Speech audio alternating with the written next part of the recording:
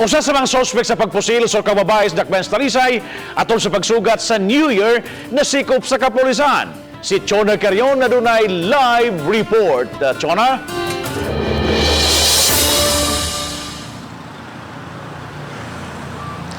Yes, Bob, subling giklaro sa Talisay City Police na dili kini kaso sa stray bullet sukwahi sa taho sa Regional Epidemiology and Surveillance Unit Kongreso 7 nga adunay kaso sa stray bullet sa dakbayan ato sa pagsugat sa New Year.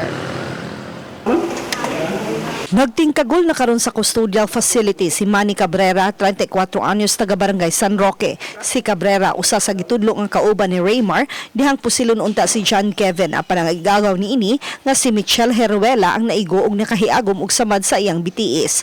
Nasakmit sa posisyon sa Nadakpan ang 38 kalibre nga armas de fuego nga adunay upat ka mga bala. He was positively identified by one eyewitness who was with a group who tried to shoot katilang kontra si John Kevin.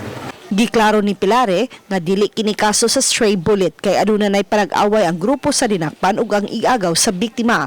Padayon pang gipangita sa kapulisan si Raymar. Pasakaan og kasong attempted murder ug illegal possession of firearms si Cabrera. Our belief is that this was a conspiracy between and among group members to avenge the